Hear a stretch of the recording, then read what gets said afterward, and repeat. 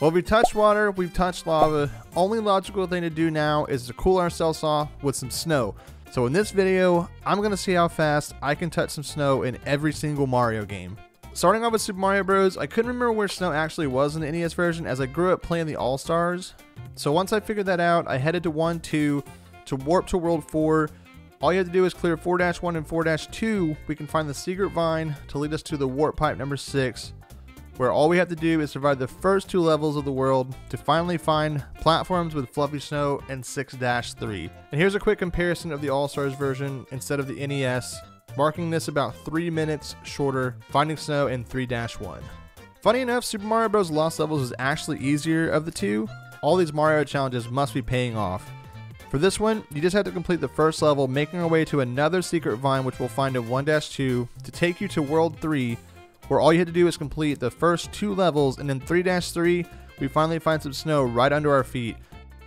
And just for fun, the All-Stars version, you can take the same path as we did, but instead of clearing the first 2 levels, there's snow for us to touch right away in the first level of World 3. Next up, we have Super Mario Bros. 2. This one was pretty simple, once again using a warping method. We clear 1-1 and 1-2, and in the 3rd level of World 1, we find a potion next to the waterfall, where we will carry it like a newborn baby to the end of the path here, entering the door to World 4. All you have to do is make your way through it very shortly, and we find a nice small patch of snow to jump in. Super Mario Bros. 3, the last of the original trilogy, was tricky. I haven't played this game all the way through in years, so finding snow is a bit difficult. The path I took was to clear levels 1 and 2 and head for the mid castle in World 1 to grab the first flute, taking us to world number 2. Unfortunately, time-wise, I had to clear most of the second world to grab the hammer, where you use it to break this rock on the right corner of the map to grab the 3rd flute, which allowed me to warp to World 6 to find a snowy covered ground in 6-1. And to verify this, I went to the All-Stars version to make sure that it wasn't considered ice, but as you can see, it's snow, so done and done. Super Mario Land and Super Mario Land 2 on the Game Boy don't actually have any snow in them. Not sure if this was just to differentiate from Mushroom Kingdom, but hey, I'm not complaining. After having to nearly complete the entirety of Super Mario Land 2 just to touch some lava, I'm cool. Next, Super Mario World was a super weird run. I couldn't think for the life of me where any snow was, but after some research, I found one level in the special world, so we cleared Yoshi's Island, heading into Donut Plains, finding the keys in the first 2 levels, leading to the fight with the Big Boo, which gives us access to Star Road. After that, you just clear all 5 levels of Star Road and head into the special world where we'll find the level called Awesome to finally touch snow. Alright, moving on to Super Mario 64. This game was really easy to touch snow, so I won't go into too much detail. All you need to do is grab 3 of the easiest stars. I went with the Free in the Chain Jump and Bomb on Battlefield and the 2 slide stars, and now that we've got that, enter Cold Mountain to sink into some snow. Super Mario Sunshine is another game, just like the Game Boy ones, that doesn't feature any snow in the game. So with that said, we're moving on to Super Mario Galaxy, which was the game that took the longest out of all the games. As we make our way through the tutorial and onto the observatory, there's only 2 levels in this game that really have snow, and those are Freeze Flame Galaxy and Snowcap Galaxy. So I made my way through each dome 4 hours later, till we got to the Freeze Flame Galaxy, which resides in the bedroom dome. Upon entering the level, you slide down some ice where you can jump on the ledge here to the left to finally touch some snow. New Super Mario Bros. On the DS was pretty straightforward. The only tricky part I found was to actually keep the blue Koopa Shell power up, for which you need this to access the secret warp cannon in the mid castle in World 1, which will then take you to World 5 where we'll find snow right away in 5-1. New Super Mario Bros. 2 on the other hand was not near as simple as the first one.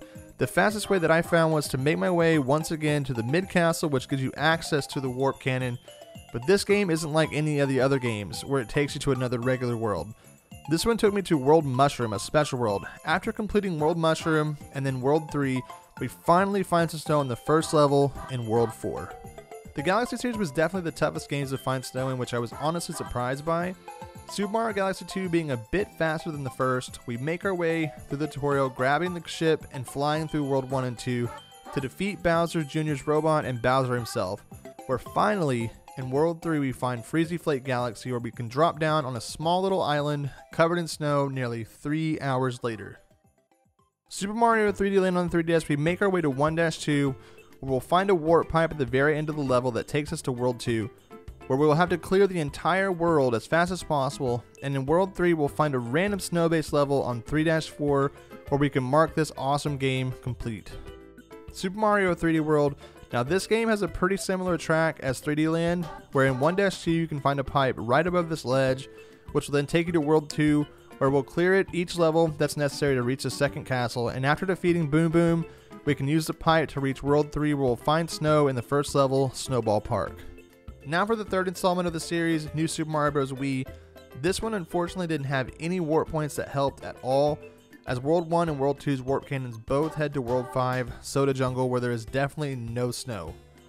So instead, we played through the Worlds 1 and 2 as fast as possible with some skill issues here and there, finally making it to World 3 where you can touch down in some snow in the very first level, 3-1. New Super Mario Bros. U Deluxe was just the same as the Wii, whereas the cannons took you to World 5, but without them being snow-based, they didn't do us much good. So I made my way through Acorn Plants and Layer Cake Desert, where we meet a split in the road. As we went right on the Touch Water Challenge, we will now go left to head into Frosted Glacier, and in 3-1, we find some snow under our feet. Bowser's Fury was way easier than I originally thought it was going to be. With that said, moving through the intro and cutscenes, we find ourselves to Scamper Shore. So to touch snow, all we needed to do was gather 5 cat shines total to grab the Giga Bell and fight Bowser so that we could unlock the next set of islands. After defeating Bowser, grab Plessy and head off to Slipskate Slopes, where upon arriving on the island there is snow right on the shore for us to touch. Last but not least, and I was sure this game was going to break me, as I couldn't think of any snow in this game other than the Snow Kingdom, which is close to the end of the game, but I got extremely lucky. Upon Cappy waking us and partnering up, we head to the top of Cap Kingdom to fight Topper of the Brutals, heading off to Cascade Kingdom where we needed to grab 5 Power Moons for the Odyssey to fly. So grabbing the easiest moons that I could think of on the spot, we got the Odyssey in working order, and onto the Sand Kingdom we went, which is the last place I thought I'd find any snow as it's a desert. But as I stated, I got lucky. As I'm searching for random Power Moons to move on to the next kingdom, I find this hole that I remember there being a secret in, completely forgetting that there's a patch of snow waiting for Mario to land onto the bottom of this black hole, which cut hours of gameplay ahead of me, which you can see how ecstatic I was to find this little patch of snow. It was like Christmas. Well, there you have it. We have now figured out how fast we can touch snow in every mainline Mario game. Comment down below what I should try next, and thanks for watching. Until next time.